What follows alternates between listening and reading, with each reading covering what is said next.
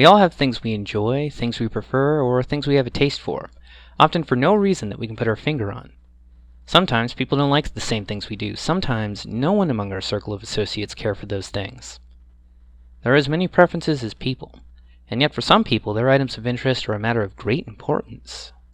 Some revel in the uniqueness of their selection, wearing it as a kind of badge of honor. Others feel left out, just wanting someone to share their passion with. But does that really matter? Should it? Is a common acceptance of the subject of our tastes a necessary component for our own enjoyment of something? We'll take a look as one woman follows her subject of interest, a tasty treat, and see where that goes. Trocomix is a popular treat manufactured by the Bison Foods Corporation. Trocomix comes in two primary flavors, yellow and blue. In a Name Your Favorite Flavor poll conducted by Bison Foods, 83% of respondents preferred yellow Trocomix, 12% of respondents had no particular preference, 3% of respondents preferred blue, and around 1% favored limited time flavors like Green Dream or Purple Sunset. The internal sales figures of Bison Foods confirm this general assessment. The vast majority of consumers prefer yellow, with a small minority preferring blue. As such, the regular ads and commercials featuring Trocomix show yellow Trocomix. Cheryl is one of the 3% of blue Trocomix fans. When presented with an offer of Trocomix by acquaintances, friends, or family, she is overwhelmingly offered yellow. While general stores usually have a selection of yellow and blue in stock, convenience stores, movie theaters, and other venues will only rarely have blue. This situation annoys Cheryl to no end. Cheryl does not like yellow Trocomix, and only eats blue Trocomix. When expressing this opinion to others, most respond with a somewhat standoffish reply of, "Ah," or "Oh, you like that one." A few will ask her why she likes blue, and a very small number will make some joke or remark about her liking the wrong choice. All of these responses carry one implicit presumption. The selection of yellow Trocomix is the default, and her preference for blue Trocomix is an aberration. Seeking to vent some frustration from this situation, Cheryl turns to the repository of mankind's wisdom, the Internet. She posts a well-thought-out dissertation on an Internet forum describing her like of blue Trocomix, her dislike of yellow, and the general annoyances she faces as a result. Expecting nothing to come of this, Cheryl saves her post and moves to other things for a time. When she returns to check on her forum post, she is astounded to see the number of responses to her post making similar remarks. Over the course of the next few weeks, Cheryl exchanges stories and anecdotes with various other respondents to her blog, in particular with two users, Josh and Steven, to whom she converses with regularly. In the course of their basic conversations, Josh raises the possibility of a fan forum for blue Trocomix fans. He has a background in web design. Steven has a background in business marketing and offers to assist in the project. After some planning and back and forth between the three, they make a new website, yellowmixsucks.com, a fan site for blue Trocomix. The site functions mainly as a fan forum, with Josh as the administrator, Steven handling site financing, and Cheryl as community manager. Over the next few months, the site grows a steady user base. Close to a year after opening, the site has attracted over 7,000 users, a respectable following. Discussions among the users tend to center around inconveniences at finding blue Trocomix, their experiences with people who like other flavors of Trocomix, and the overhyped nature of yellow Trocomix. Cheryl, for her part, is just elated to have so many like-minded people who are fans of her favorite flavor. In a discussion with Josh and Steven, Cheryl proposes a meetup for fans of the site. She wishes to hold a party for her fellow blues as a show of appreciation for them. The other members in the discussion are all enthusiastic about this idea. They urge her to go on and express their willingness to assist in the process. Cheryl adds a poll to the site to ask users who would be interested in such a thing, as well as their locations, to find a proper venue for the event. Around 1,000 users of the site express interest in the idea, and so she decides to move forward with it. Steven finds a fairly central location in the country, a convention center room in Walton's Inn in Perkins, Oklahoma. Modest arrangements are made for drinks and music, along with a healthy supply of blue Trocomix, with entry donations being accepted to finance the effort. The date is set for 3 months in the future, and despite the number of favorable respondents, Cheryl contents herself with the idea that around 50 to 70 people will show up. When the big day arrives, Cheryl looks forward to meeting her online friends in person. Much to her surprise, however, significantly more people showed up than she anticipated. 378 to be precise. The room is packed, with several attendees standing out in the hallways or out on the sidewalk, and the day is a mildly awkward but nevertheless enjoyable affair, with people sharing their stories while partaking in their favorite flavor of Tralcomix. One participant even brought a cardboard cutout of the Tralcomix mascot, Titchy, which the event goers turned into a water balloon target. It was a good time, and pictures of the event were uploaded to the website yellowmixsucks.com. The forums exploded with people asking about the next event and offering up ideas for venues and future get-togethers. Encouraged by this, Cheryl promises more such events in the future, and 10 months later, a second event is held, this time with over 800 participants. A local newspaper writes about the event, and an author at the popular business magazine, Threebs, picks up the story. He interviews Cheryl over the phone, asking her about her website and the event, and her like of blue Tralcomix. He writes an opinion piece titled Blue, the Forgotten Flavor, which spotlights the event, blue Tralcomix fans, and their general sentiment about the treatment of blue Tralcomix in media. An executive at Bison Foods sees the articles and considers that there might be an undertapped market on their hands. He makes a proposition to his colleagues, and the company decides to run with it.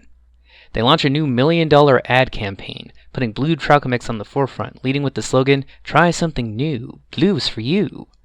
Production of blue Tralcomix is ramped up to meet the anticipated increase in demand. Cheryl and her fellow blues couldn't be happier with all this attention. The user base of yellowmixsucks.com grows to a massive 230,000 users, and they wait with anticipation. Now that blue Tralcomix is finally getting the attention it deserves, it's certain to rise to popularity alongside yellow Tralcomix. There is an uptick in blue Tralcomix for a while as people decide to give it a shot, but this upsurge in popularity is short-lived.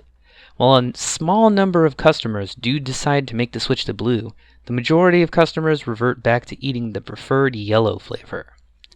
Large stocks of blue Tralcomix sit on store shelves for weeks, and while this is great for members of yellowmixsucks.com, stores are unhappy with the Tralcomix they cannot offload. When it becomes apparent that there is no great hidden market for blue Tralcomix, Bison Foods pulls the plug. They end their ad campaign and dial back production of blue Tralcomix to levels below the start of the campaign to allow the excess backlog of supply to deplete. The first yellow Tralcomix TV ad seen in months sends a shockwave through the entire Yellow Mix Sucks community. This result is not what Cheryl and her cohorts anticipated. Discussions began to buzz across the forums. Their ad campaign was terrible. What even was that slogan? They barely changed the packaging. Where's the blue mascot? After much discussion, Josh suggests, maybe most people just don't like blue Tralcomix. The response to this is a resounding wave of rejection by the community. There's no way blue Tralcomix can be as unpopular as is said. Just look at how many people are on this site. We have over 200,000 users. People just don't know how good it is. They're not really giving it a chance. There's so much yellow out there, they probably don't even know blue exists. Cheryl and Steven are among this chorus, with Steven suggesting that if Bison can't properly advertise their own product, that they should do it for them. Josh expresses hesitance about this idea, but Cheryl is fully on board. Cheryl starts a new event on the site to submit art and slogan ideas for a community advertising campaign. A wave of entries come in, and the best choices are voted on and selected for use. They were ready. The Blues go full force. They make pins, they make t-shirts, which they wear openly and proudly. They hold more conventions. They offer blue Tralcomix freely to friends, colleagues, family, just to get them to try it out. Some members even call into radio stations or hold up signs in the backgrounds of local news broadcasts, holding up signs of "Yellow Tralcomix sucks." This community-driven campaign does not work as intended. While initial responses to the self-proclaimed blues are politely tolerated, people who regularly interact with them start to recognize an air of pushiness about these fans, and the public perception of the blues changes to one of increased annoyance. Their fan paraphernalia and fervent insistence on a flavor of Tralcomix is seen by most people as bizarre. As weeks and then months pass, more and more people associate blue Trocomix with a collection of weirdos. A number of people, not associated with the YellowMixSucks.com community, but who prefer blue Trocomix, begin openly disassociating themselves with the group. Some of them give up Trocomix entirely. The Old Borg Times publishes an article titled "The Blues: Enthusiastic Customers or New Cult?", which gains mainstream attention. Bison Foods makes no public comment about this state of affairs, but shortly thereafter, they release an announcement that they will begin quarterly rotation of their seasonal flavors, to which blue Trocomix will be made a part. For most, this news is largely met with apathy, but for the fan community of YellowMixSucks.com, the news cannot be more bleak. In the face of this, Josh announces that he will be quitting the site for personal reasons. Steven simply disappears, with any attempts to contact him going unanswered. Over 100,000 users leave the site shortly thereafter. Cheryl begins to question whether to keep the site going. She no longer feels that same feeling of satisfaction she had working with it before, and puts an open poll on how things should continue. Some members of the site suggest rebranding themselves, changing their image. Others suggest ending the site with one final get-together to send things off with a bang. Another large contingent denounced those who left and others as not being true blues. There is no consensus, and the environment on YellowMixSucks.com becomes increasingly hostile as more and more people stop using the site. 3 months after Josh made his announcement to leave, the user base of YellowMixSucks.com shrinks down to around 800 users, roughly 10% of the number present in the first year. A year later, Cheryl still maintains this site, holding occasional discussions about other news and different events with the remaining users, with forums largely discussing contemporary topics of interest, and the occasional announcement that blue Trocomix is back in stores for its limited run. Occasionally someone will propose another get-together, but the plans never really solidify. For Cheryl and the remaining users of the site, they've had more than enough time in the spotlight. Another opportunity to stand in that light is not something they look forward to. All of this excitement began with one woman's annoyance over a snack. In her effort to vent her frustrations, she wound up meeting new people, making new friends, and spotlighting a flavor of Trocomix she liked. She got both the access and mainstream appeal that she desired, only for it to dry up in the end, and for the friends she made to walk away. Should Cheryl have simply contented herself with liking an unpopular flavor? Or perhaps she should have left the site as just a fan club and nothing else after the apparent failure of the Bison Foods' new advertising campaign. Was easier access or more public approval of her preferred flavor of treat really what she was after? Or was she looking for something else?